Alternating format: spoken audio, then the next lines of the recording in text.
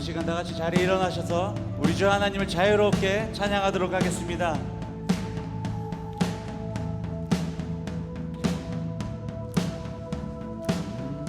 주 이름 찬양, 주 이름 찬양, 풍요의 강물을 흐르는 부요한 땅에 살 때에 주님 찬양해.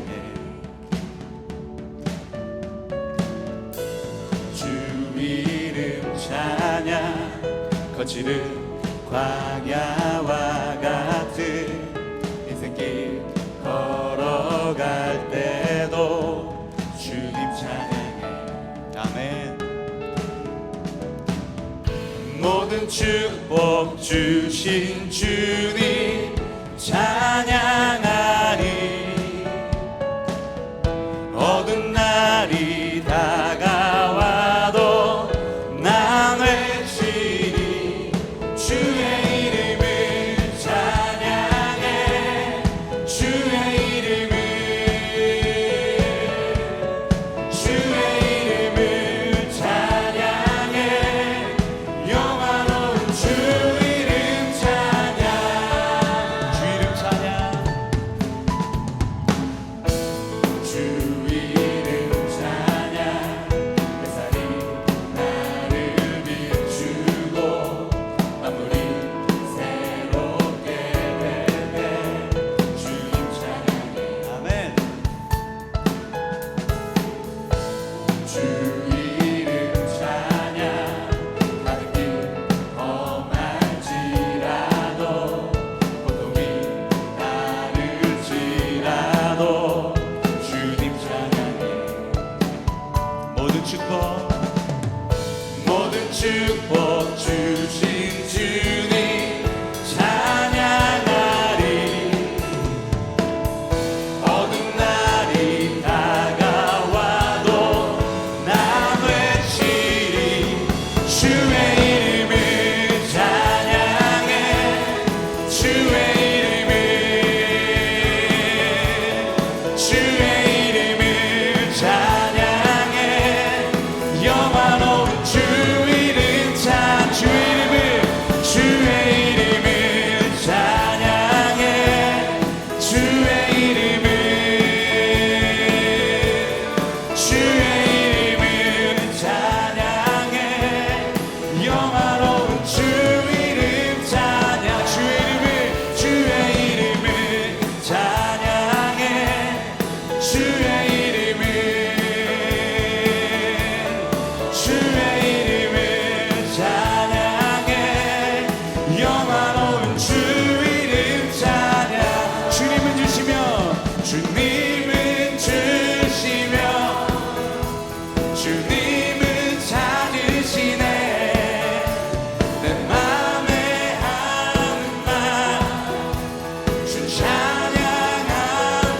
주님은 주시며, 주님은 주시며, 주님은 찾으시네. 내 맘에 하는 말 주 찬양합니다.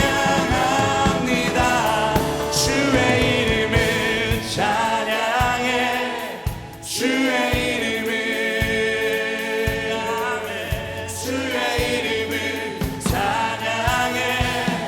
영화로운 주 이름 찬, 주의 이름을, 주의 이름을 찬양해. 주의 이름을, 주의 이름을 찬양해. 영화로운 주 이름 찬양.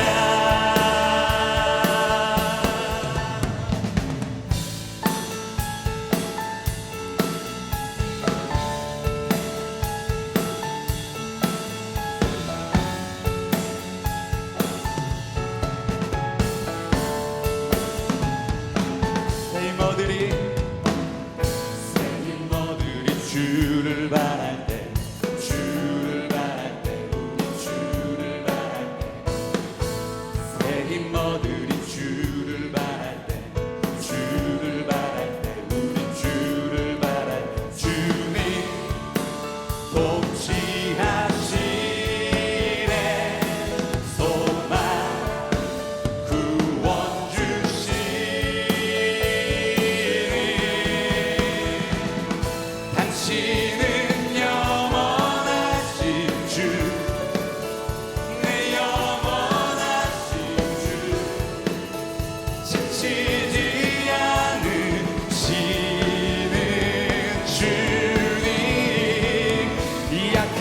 자 방패 되시며 위로자 되신 주 독수리 같은 힘 주시네 주님 통치하시네 소망 구원 주시네 주님 통치하시네 소망 구원 주시네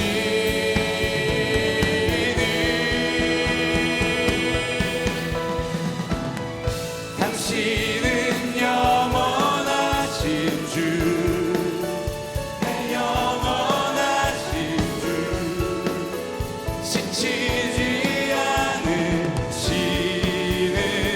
주님 약한 자 방패 되시며 위로자 되신 주 독수리 같은 힘 주시네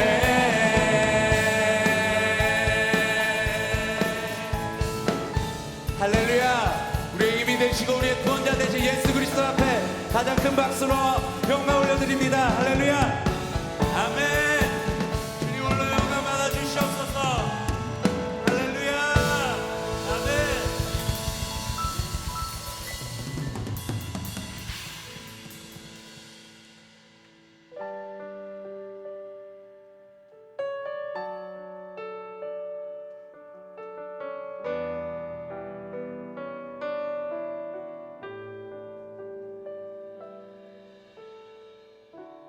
주를 위한 이곳에 예배하는 자들 중에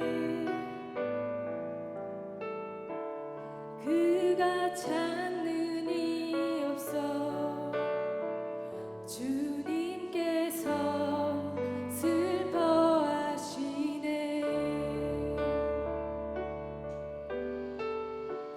주님이 찾으시는 그 한 사람 그 예배자 내가 그 사람 되길 간절히 주께 예배하네 주 은혜로 이곳에 서 있네 주 임재에 엎드려 절하네 그 어느 것도 난 필요 없네 주님만 경배해 주 은혜로 이곳에 서 있네 주 임재에 엎드려 절하네 그 어느 것도 난 필요 없네 주님만 경배해 우리 함께 고백합니다 주를 위한 이곳에 예배하는 자들 중에 그가 찾는 이 없어 주님께서 슬퍼하시네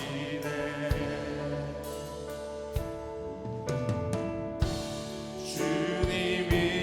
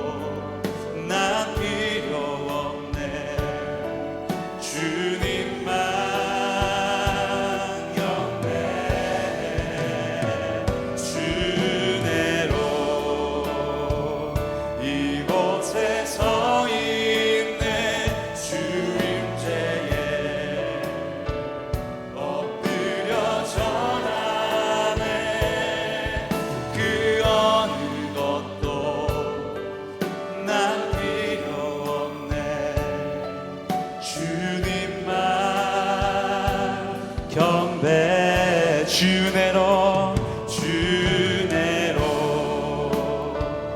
이곳에 서 있네 주 임재에 엎드려 절하네 그 어느 것도 난 필요 없네 주님만 건배해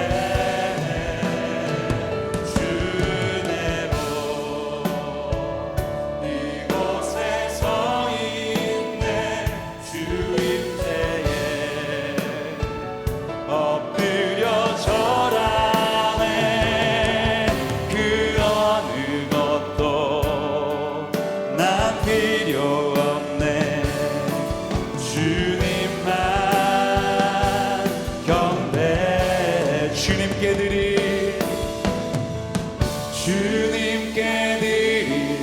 맘의 예배 주님을 위한 주님을 향한 노래 중심 있는 예배 내려놓고 이제 나 돌아와 주님만 예배 주님께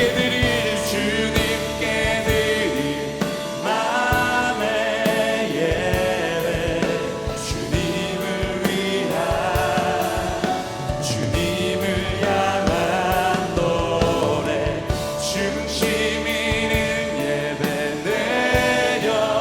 내려놓고 이제 나 돌아와 주님만 예배요 찬양의 열기 찬양의 열기 모두 끝나면 주 앞에 나와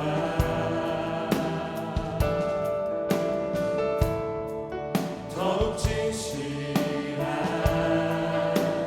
예배 드리네 주님을 향한 노래 이상의 노래 내 맘 깊은 곳에 주께서 원하신 것 화려한 음악보다 끝없는 열정보다 중심을 원하시죠 주님께 드릴 맘의 예배 주님을 위한 주님을 향한 노래 중심 있는 예배 내려놓고 이제 나 돌아와 주님만 예배 주님께 드릴 맘의 예배 주님을 위한 주님을 향한 노래 중심 있는 예배 내려놓고 이제 나 돌아와 주님만 예배요 주님께 드릴 맘의 예배 주님을 위한 주님을 향한 노래 중심 있는 예배 내려놓고 이제 나 돌아와 주님만 예배 마지막 한번 해보겠습니다 주님께 드릴 맘의 예배 주님을 위한 주님을 향한 노래 중심 있는 예배 내려놓고 이제 나 돌아와 주님만 예배요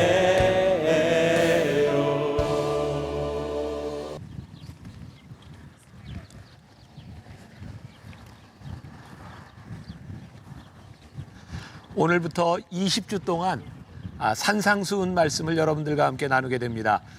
정말 다행스러운 것은 예수님께서 이렇게 광야에서 혹은 돌산 같은 데서 많은 무리들을 향해 이렇게 말씀하셨을 것 같은 그 성지에서 제가 시작한다고 하는 거죠. 그러나 예수님께서 하셨던 그 말씀을 좀 현대적으로 우리들의 삶에 적용하는 그런 산상수훈이 될 것 같습니다. 또 예수님께서 하셨던 그 이스라엘의 상황에서가 아니라 우리들의 삶에서 한번 적용해 보려고 합니다. 산상수훈은 불특정 다수에게 하신 말씀이 아니라 예수님을 믿겠다고 따라온 사람들에게 하신 말씀입니다. 오늘 말씀을 들으러 온 여러분들에게 그 예수님의 말씀이 특별하게 들려질 수 있기를 바라고 여러분들의 삶에 적용될 수 있기를 바랍니다. 기대가 되죠? 20주 같이 한번 떠나봅시다.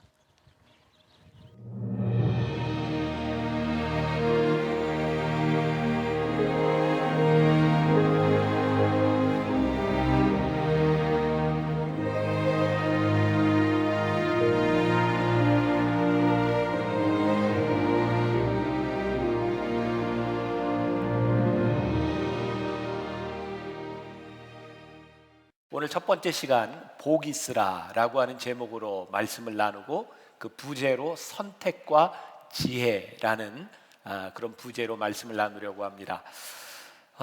오늘부터 20주 동안 여러분들과 함께 이 말씀을 나누게 되는데 이 말씀은 예수님께서 제자들에게 하셨던 말씀 중에 우리들에게 주셨던 말씀 중에 가장 유명한 어쩌면 복음의 핵심이 들어있는 그런 말씀입니다. 이 말씀을 우리들이 함께 나누면서 우리들의 삶에 이렇게 적용하는 것이 필요하다는 생각을 합니다. 그래서 여러분들이 꼭 이 적용점을 찾으면서 함께 말씀을 나누었으면 좋겠고요. 이번 성지순례를 지나면서 그 가이드 하던 분이 우리 성지순례 팀한테 묻더라고요. 거시기가 무슨 뜻인지 아냐고. 거시기가 무슨 뜻이에요? 거시기가 참 거시기하죠. 근데 이 거시기가 국어사전에 정식으로 실렸답니다. 이 국어사전적인 의미로 거시기가 무슨 말이냐면 이야기하는 당사자들만이 이해할 수 있는 그것. 그게 거시기래요. 내가 이 말씀을 시작하면서 왜 이 거시기를 이야기하는가? 이 말씀은 산상수훈의 말씀은 누구나 이해할 수 있는 것이 아닙니다. 그만큼 쉬운 말씀이 아니고 예수님께서 이 말씀을 하셨을 때 이 말씀을 이해하기를 원하는 그룹이 있었어요.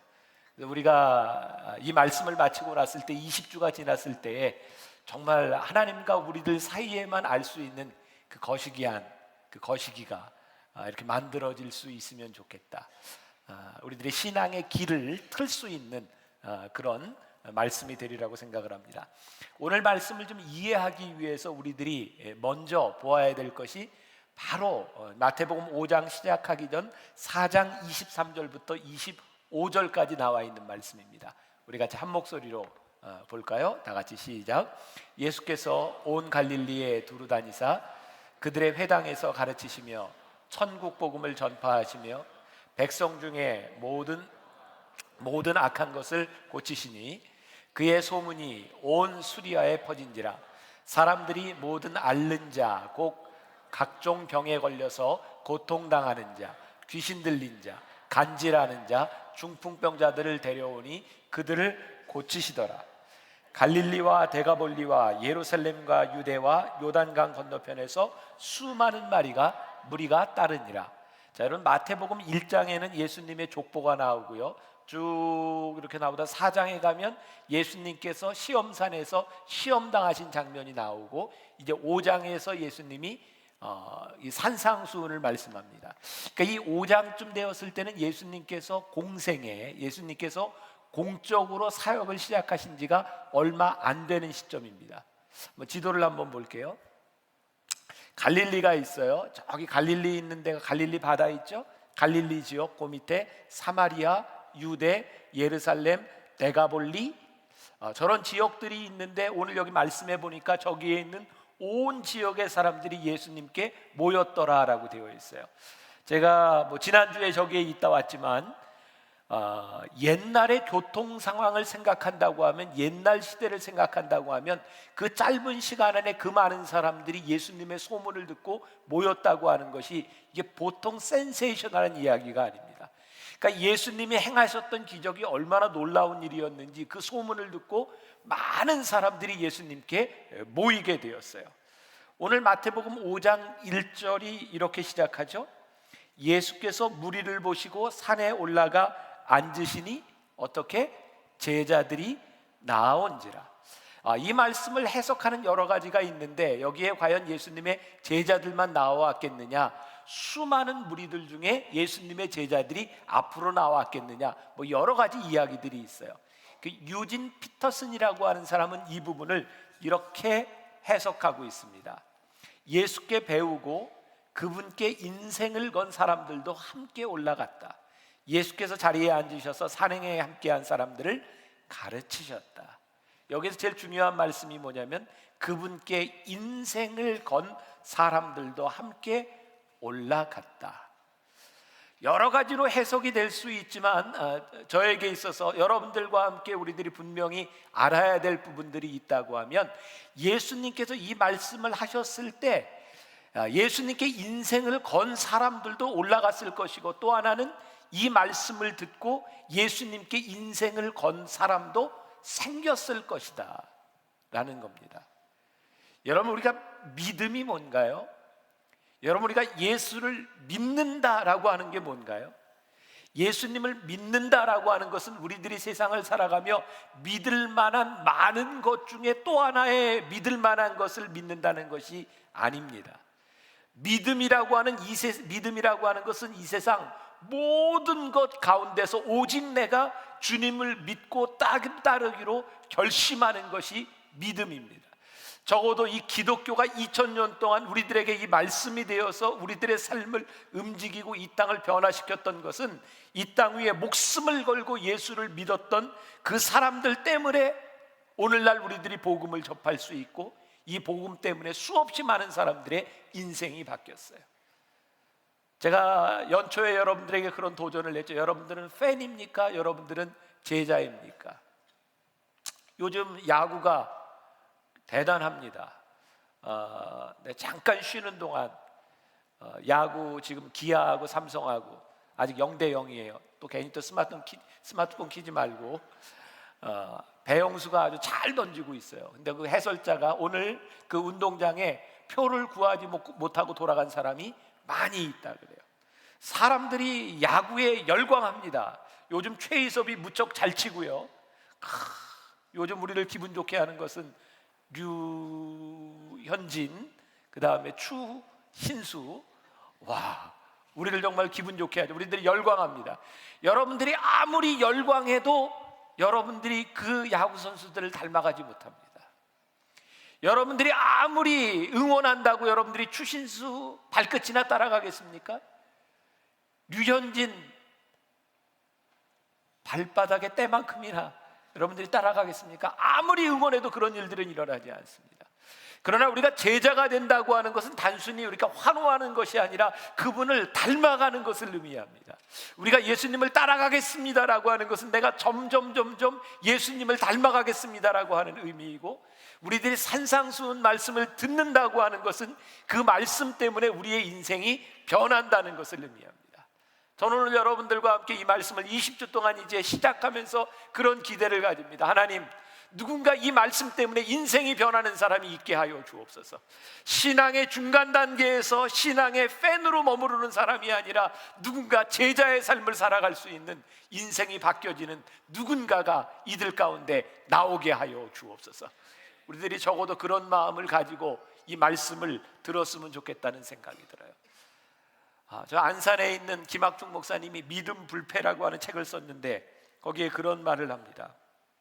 평범이라고 하는 말의 뜻, 평범은 높은 산을 올라가다가 산 중턱에 머물러도 이만하면 됐다라고 생각하는 것이 평범입니다. 그러나 우리들의 삶에는 하나님의 탁월함이 내재되어 있습니다. 이만한 수준이면 되지 않았느냐가 하는 것이 아니라, 그렇게 자신을 합리화하며 평범하게 살아가는 것이 아니라 이제 사명에 목숨을 건 사람들이 있어야 합니다. 난 적어도 여러분들이 젊은이기 때문에 이 말 한마디로 여러분들의 가슴이 뛰어야 된다고 생각해요. 내가 사명의 가슴 뛰는 것. 여러분들이 무언가 이야기를 들었을 때 내가 그렇게 살다 죽어도 좋겠다. 여러분들의 가슴을 뛰게 하는 그 사명이 우리들에게 있어야 돼요. 이 데미안 신부라고 하는 유명한 분은 몰로카이라고 하는 섬에서 문둥병자들을 위해 사역을 시작합니다. 그런데 아무리 문둥병자들에게 다가가려고 해도 그들에게 복음을 전할 방법이 없었어요. 어느 날 데미안 신부가 하나님께 기도하기 시작합니다. 하나님, 저들에게 복음을 전할 수 있는 가장 좋은 방법은 제가 문둥병에 걸리는 겁니다. 하나님, 저로 하여금 문둥병에 걸리게 하여 주옵소서. 제가 몰로카이 섬의 그 데미안 신부의 그 사역지와 그 동상을 제가 보고 왔는데 참 아름다운 섬입니다. 어느 날 데미안 신부에게 문둥병이 걸립니다. 그리고 그는 문둥병자들에게 복음을 전하기 시작합니다. 여러분, 사명은 우리로 하여금 미치게 만듭니다. 사명은 우리로 하여금 생각할 수 없는 일들을 생각하게 만듭니다. 적어도 여러분들의 삶의 사명으로 인하여 여러분들의 삶을 평범하지 않도록 만드는 것, 여러분들에게 물어봅시다. 여러분들은 예수를 믿는데 아마추어처럼 믿고 싶습니까? 프로페셔널하게 믿고 싶습니까? 한 주 안 보면 이렇게 서먹서먹해지는 건가? 다시 한번 물어봅시다. 여러분들은 아마추어처럼 예수를 믿고 싶으세요? 프로처럼 예수를 믿고 싶으세요? 프로는 아무나 되지 않습니다. 제가 며칠 전에 신문에서 읽은 추신수 선수에 대한 기사를 보았어요. 추신수 선수가 지금 무지무지하게 잘 치고 있습니다. 뭐 타격 1위에 뭐 타점 1위, 지금 굉장하죠. 출루율은 타의 추종을 불허하게 잘 치고 있습니다. 그런데 추신수 선수가 몇 번 포기하려고 하던 때가 있었다 그러죠. 이제 메이저리그에 올라갔는데 그 해에 부상으로서 부상당하며 이제 포기하려고 할 때 그 아내가 절대 포기하지 말라고. 근데 추신수 선수가요, 잠자다가도 배팅하는 폼이 생각이 나면 새벽에 일어나서 혼자 휘둘렀답니다. 그리고 아내가 깨서 나와서 뭐 하냐고 할 때가 되면 지금 몇 시냐고 얘기할 정도로 추신수 선수는 그냥 위대한 선수가 된 것이 아니라 정말 열심히 연습한 선수였다는 거예요. 여러분, 우리 중에 정말 프로처럼 잘하는 것처럼 보이는 사람들, 그 사람들은 그냥 된 것이 아닙니다. 정말 많은 연습을 하고 정말 피나는 노력을 하고 그런 사람들이 됩니다. 우리가 예수를 믿는 데 있어서 얼마나 프로페셔널하게 예수를 믿는가라는 건 참 중요한 일이라고 생각해요. 저는 다른 건 모르겠어요. 제가 목사로서 사역을 하면서 제가 연습한 것, 저는 복음을 전하면서 참 중요한 것 중에 하나가 발음이라고 생각했어요. 저는 발음 연습을 참 많이 했어요. 제가 초창기 때는 뉴스 앵커 얘기하는 거 그냥 따라하면서 미국에서는 CNN 틀어놓고 아침마다 제가 병원으로 출근할 때 그 뉴스 따라하면서 발음을 연습을 했어요. 제 발음이 정확하지 않습니까? 내가 어느 날 이렇게 발음 연습을 하다가 설교 연습을 하다가 깨닫게 된 게 있어요. 우리 한국말이 영어보다 더 억양이 중요하다는 거였어요. 첫 번째 악센트를 주면 말이 그 다음에 따라 나오더라고요.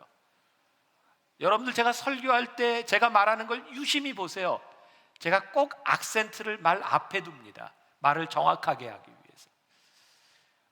참 노력을 많이 했어요.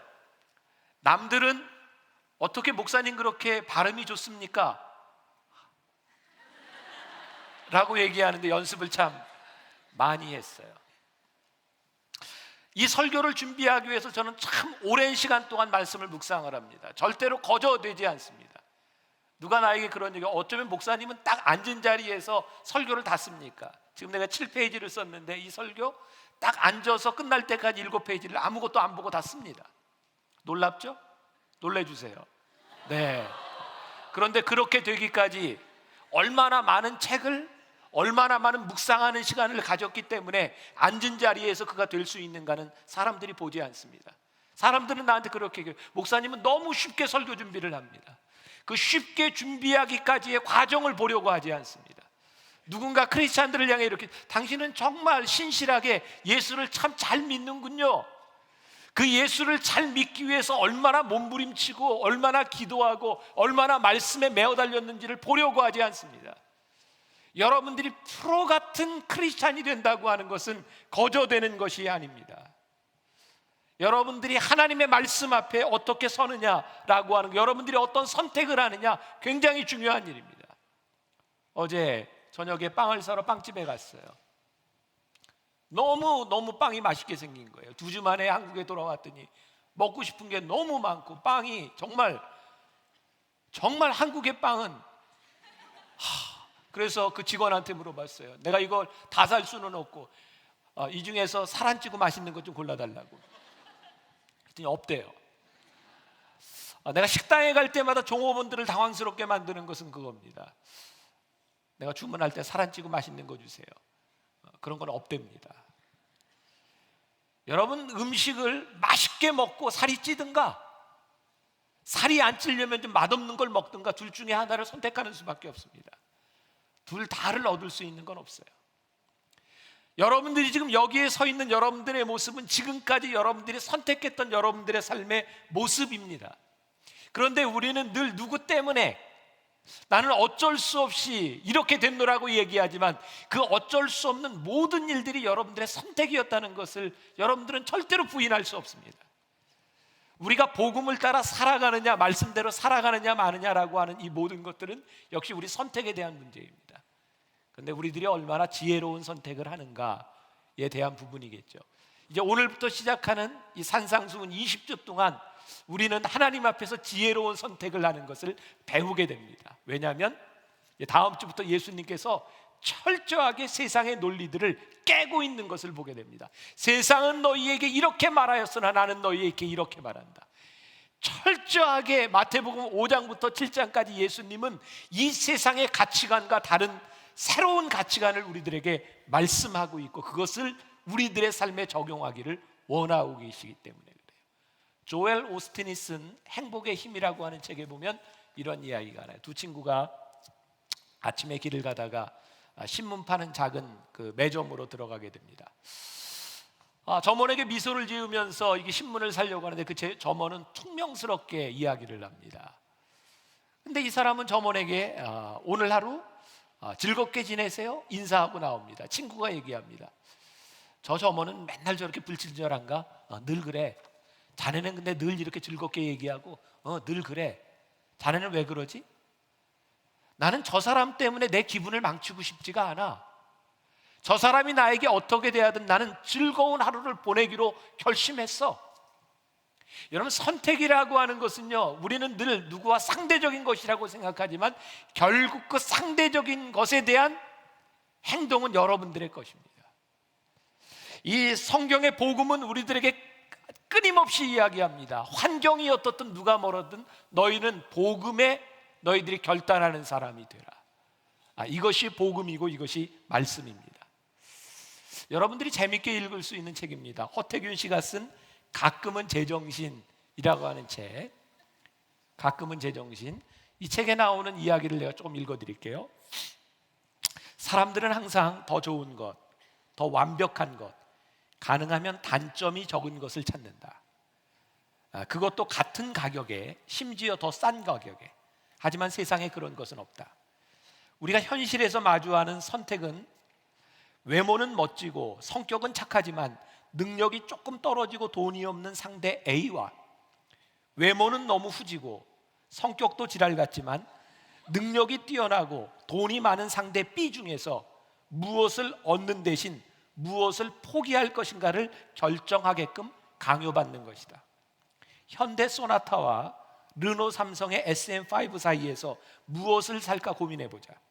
소나타를 고른다면 혁신성, 뛰어난 연비, 강한 엔진을 얻는 대신 부족한 브레이크 성능, 너무 튀는 앞모습, 너무 흔한 국민차를 동시에 얻는 것이다. 반면 SM5를 고른다면 무난한 디자인, 중후한 승차감, 안정된 내구성을 얻는 대신 동시에 지루한 중년의 느낌, 떨어지는 엔진 성능, 떨어지는 연비를 얻는다. 선택한 것의 장점을 취하면 단점이 따라오고 동시에 포기한 것의 장점을 잃으면 포기하는 것의 단점도 없앨 수 있다. 만일 이런 모든 장점을 갖추었는데 단점은 거의 없는 차를 원한다면 롤스로이스 팬텀을 사면 된다. 약 8억 정도 한다. 그때 집과 차 중 하나를 선택해야 한다. 이 세상에 공짜는 없다. 우리가 선택한다고 하는 것은 무언가를 포기한다는 것과 마찬가지입니다. 포기하지 않는 것은 선택하지 않는 것과 마찬가지입니다. 자, 이제 중요한 것이 있습니다. 우리들이 지혜로운 선택을 해야 되는데, 그러면 선택을 하는 동기, 그 보상이 우리들에게 있는가? 아니, 여러분들이 복음을 선택해야 되는 이유가 있는가? 여러분들이 세상과 복음 사이에서 여러분들이 무언가 결정해야 될 때 그 결정이 나에게 가치 있는 그 무엇인가, 이 확신이 서지 않는다면 여러분들이 어떻게 복음에 결정하는 삶을 살아갈 수 있겠습니까? 여러분들에게 도움이 될 만한 책이 또 하나 있어요. 습관의 힘. 얼마 전에 읽은 책인데 그냥 이 책 중에 한 3분의 1 정도는 괜찮아요. 3분의 2 정도는 그냥 허접하지만 그래도 3분의 1을 얻기 위해서 다 읽어야 되는 책. 그러니까 꼭 읽어야 되느냐 말아야 되느냐 고민이 되는 책. 그러나 읽으면 얻는 게 조금은 있는 책. 굉장히 복잡한 책이에요. 그래서 강력하게 추천도 못하겠고 안 하자니 조금 아깝고 좀 그런 책입니다. 이 책에 보면 그런 얘기가 나와요. 사람들은 무엇을 선택하는데 그 선택이 어느 날 습관이 된다는 거예요. 예를 들어서 사람들이 매 순간 선택해야 된다면 뇌가 그것을 다 감당하지 못한대요. 그래서 어느 날 선택이 습관이 되어야 쉽게 살아간다는 거죠. 여러분, 아침에 일어나서 하는 여러분들의 행동들을 보면 고민을 별로 하지 않습니다. 어느 날 내 삶에 습관이 되어 있어요. 왜냐하면 그것이 여러분들에게 주는 어떤 동기가 분명히 있기 때문에 그렇습니다. 제 아내 같은 경우에는 아침에 늘 커피부터 마십니다. 저도 역시 일어나면 바로 문 열고 신문 가지고 화장실에 들어갑니다. 내가 하루를 읽고 시간을 세이브하는 것이 나에게 가장 좋은 일이라고 생각하기 때문이죠. 여러분, 어느 날 여러분들에게 가장 좋은 동기로 보상을 해주는 것이 습관이 돼버리고 더 이상 고민을 하지 않습니다. 자, 내가 왜 이 이야기를 하는가? 여러분들이 말씀을 보면서 말씀과 세상은 충돌할 때가 많이 있습니다. 여러분들이 그때마다 여러분들이 고민을 하며 살아간다면 신앙생활하는 게 무척 힘이 듭니다. 근데 언제부터인가 여러분들의 삶이, 여러분들이 훈련되면 이 말씀이 여러분들의 삶에 아주 좋은 동기의 보상으로 여러분들 마음속에 들어와야 여러분들의 삶에 선택과 결정들이 일어나기 시작해요. 여러분들은 어떤 보상을 제일 좋아합니까?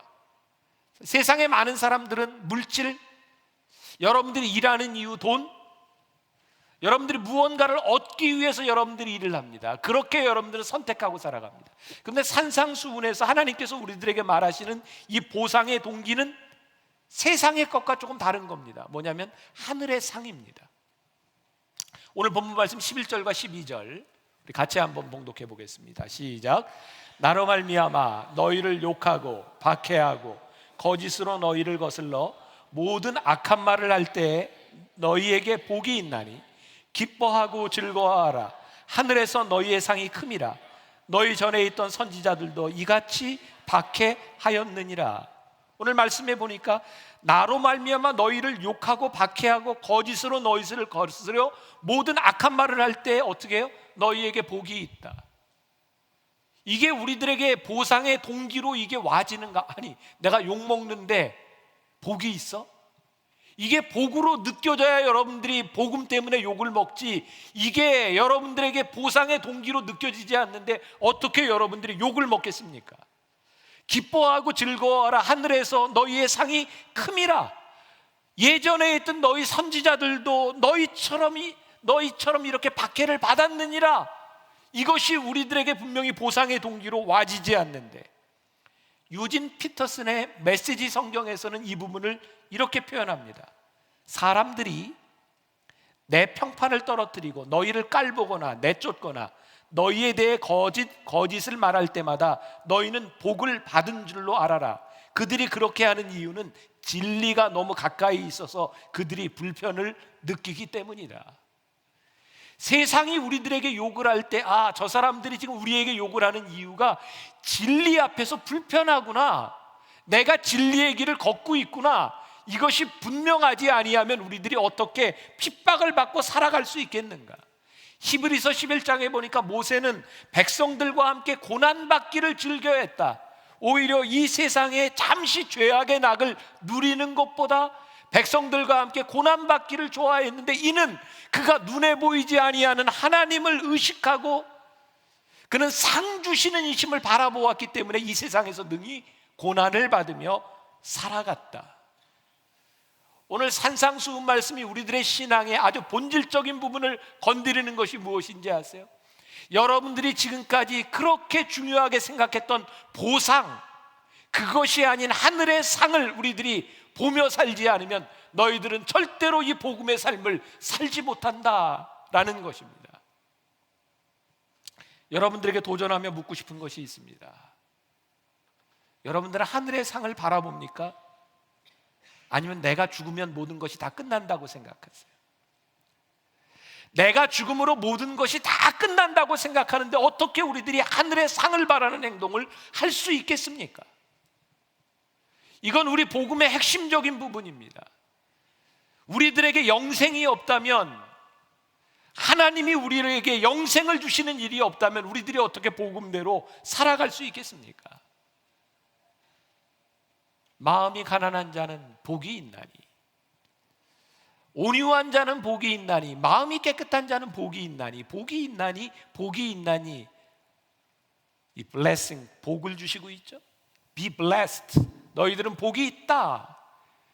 그런데 원어의 뜻에 보면 하나님께서 우리들에게 복이 있다라고 말씀하시는 이것은 내가 행복하다라고 하는 말입니다. 야, 너희들이 마음이 가난하여 복이 있는데 내가 행복하구나. 너희들이 온유하여 땅을 기업으로 얻는데 내가 행복하구나. 너희들이 마음이 깨끗하여 하나님을 볼 것인데 내가 행복하구나. 우리들이 복을 받는 모습을 바라보면 하나님이 행복하신 거예요. 우리를 바라보시면서 하나님이 행복하실 때 어떻게 우리들이 복 있는 사람이 아닐 수 있겠습니까? 그래서 이 복은 절대로 물질적으로 찾아오는 것이 아닙니다. 여기 지금 이야기하고 있는 이 모든 것들은 마음의 복을 우리들에게 이야기하고 있어요. 옛날 교부 중에 터툴리안이라고 하는 사람이 있습니다. 그 사람은 이런 이야기를 했어요. 초대교회에 있었던 비기독교인들은 기독교인들을 향하여 크리스찬이라고 말하는 동시에 이런 말을 썼답니다. 크리스티안이야, 크레스티안. 그 말은 온유하다라고 하는 뜻입니다. 기독교인이라고 하는 이름을 부르기 전에 기독교인들을 바라보며 저 사람들은 온유한 사람이구나 라고 했다는 거예요. 그리고 그 온유한 사람들을 바라보며 사람들이 교회 안으로 들어오기 시작했다. 여러분들에게 제가 도전합니다. 여러분들은 온유하세요? 예수님을 믿기 때문에 온유하세요? 누가 이 세상에 퍼펙트하게 온유한 사람이 될 수 있겠습니까? 그러나 우리들이 주님을 알고 있기 때문에 온유한 사람으로 변해갈 수 있어야 합니다. 그것이 크리스티안, 온유한 사람은 크리스찬입니다. 이번에 성지 순례를 갔다 오면 마지막 날 이스라엘의 텔아비브에서 비행기를 타기 전에 내리는데 우리를 가이드했던 그 목사님이 한 분 계세요. 그분의 이야기를 듣고 제가 너무 마음이 기뻤어요. 만나교회 성도들과 함께 짧은 시간이지만 같이 있으면서 정말 감동을 받았다는 거예요. 만나교회 성도들 너무 착하고 온유하고 정말 하나님을 믿는 사람 같고, 역시 여러분들을 보니까 여러분들의 모습 가운데 담임 목사님을 참 닮은 모습을 보게 되었노라고. 반응이 왜 그러지? 굉장히 기분이 좋았어요. 사실 저에게 있어서 제일 행복한 말이 무엇인가? 목사로서, 아니 만나교회 생각하면 교회가 얼마나 컸냐? 이런 것들은 저에게 별로 중요한 게 아닌 거예요. 요즘 제가 복음 앞에, 하나님 앞에 이렇게 무릎을 꿇고 교회를 다시 생각하면 나에게 중요한 것이 무엇인가? 끝까지 목회를 하면서 주님을 닮은 모습으로 누군가 보아주고 그렇게 남을 수 있는 것보다 나에게 더 소중한 것이 어디 있을까? 여러분들에게 가장 소중한 가치가 무엇일까? 너희들이 복이 있구나. 너희들의 마음을 보니, 너희들의 온유함과 깨끗함을 보니 너희가 복이 있구나. 하나님께서 우리들에게, 누군가 하나님을 믿지 않는 우리들에게 그 이야기를 우리들이 들을 수 있을 때 우리는 정말 복이 있는 사람입니다. 믿지 않는 사람들이 우리를 바라보고, 너 돈 많구나, 너 잘났구나, 너 공부 잘하는구나, 네가 직장에서 높이 올라갔구나, 이것이 우리들에게 세상 사람들과 뭔가 뭐 다른 복이겠는가?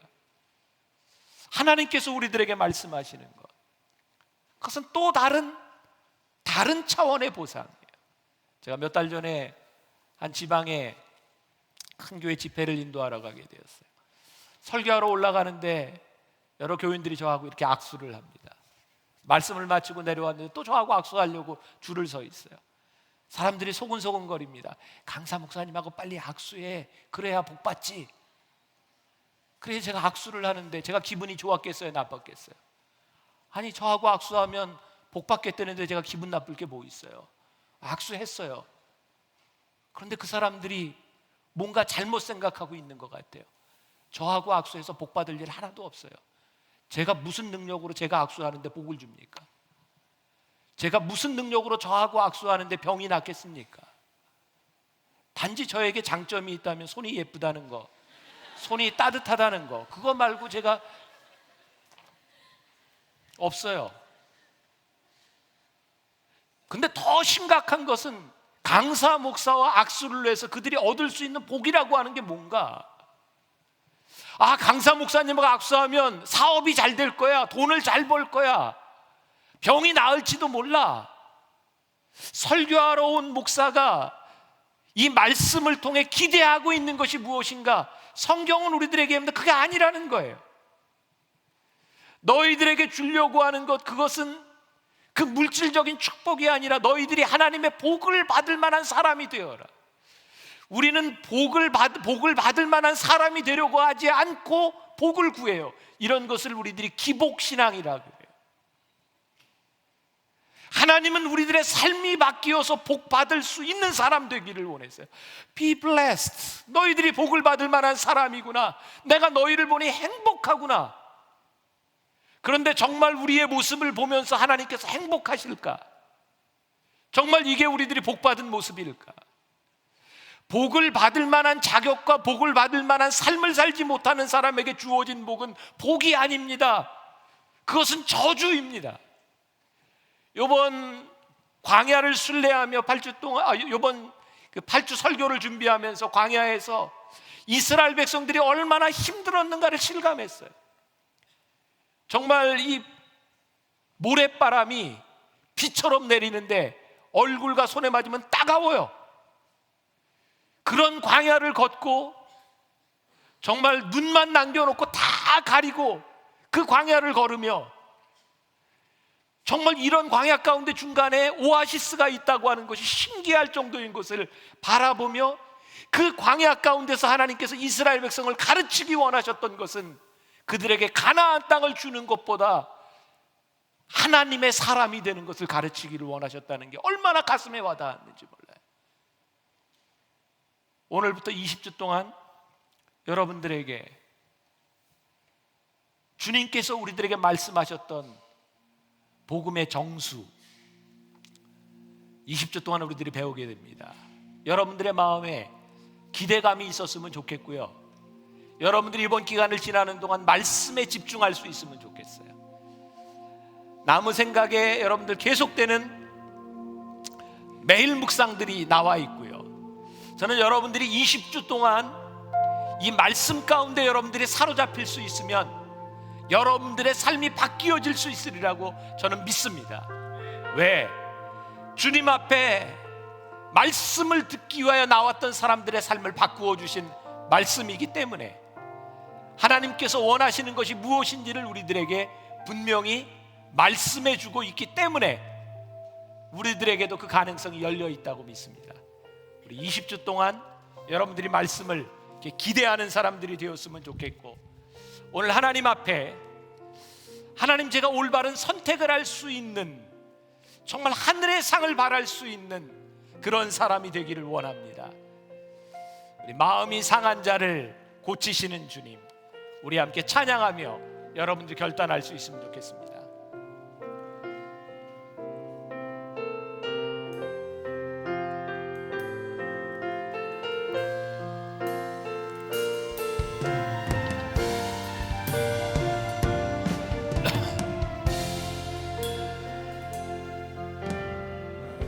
이상한 자를 고치시는 주님, 하늘의 아버지 날 충만하소서. 주의 길로 인도하사 자유케 하소서. 새 일을 행하사 부흥케 하소서. 그의 줄이고 목이 마르니 성령의 길을 부으소서. 그의 줄이고 목이 마르니 내 잔을 채워 주소서. 성령으로 채우사, 성령으로 채우사 주보게 하소서. 주의 임재 속에 은혜 알게 하소서. 주 뜻대로 살아가리 세상 끝날까지. 나를 믿으시고 새날 열어주소서.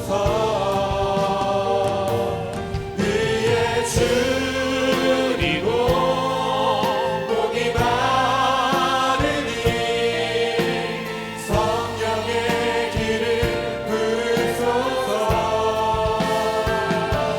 그의 줄이고 목이 마르니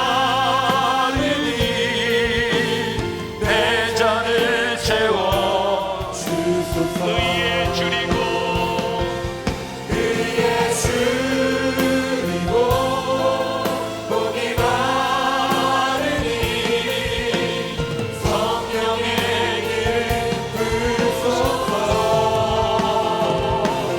그의 줄이고 목이 마르니 내 잔을 채워 주소서. 의에 줄이고 그의 줄이고 목이 마르니 성령의 길을 부으소서. 그의 줄이고 목이 마르니 내 잔을 채워 주소서. 의에 줄이고 목이 마르니 그의 줄이고 목이 마르니 성령의 길을 부으소서.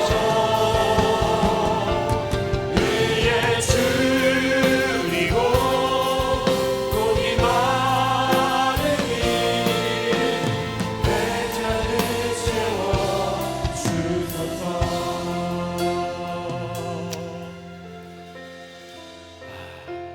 하나님, 오늘 이 자리에 많은 젊은이들이 있습니다.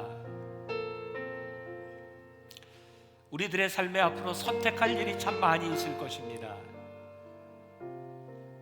복음 앞에 살아야 할지, 세상의 욕심을 따라 살아야 할지, 주님의 제자가 되어야 할지, 세상의 것을 따라야 할지, 앞으로도 수없이 많은 선택들이 우리들 앞에 있을 텐데, 오늘 주님께서 우리들에게 주시는 말씀, 너희에게 복이 있으라. 내가 너희를 보니 참 행복하구나. 정말 우리들의 모습 가운데 하나님의 행복이 드러나게 하여 주옵시고, 하나님께서 행복해하는 우리들의 모습 가운데 복받은 축복받은 믿음의 삶을 살아가게 하여 주옵소서. 오늘도 이제 우리가 예배를 마치고 세상으로 나아갑니다. 흔들리지 않게 하여 주옵시고 복음에 붙들림 받은 믿음의 용사들이 되게 하여 주옵소서.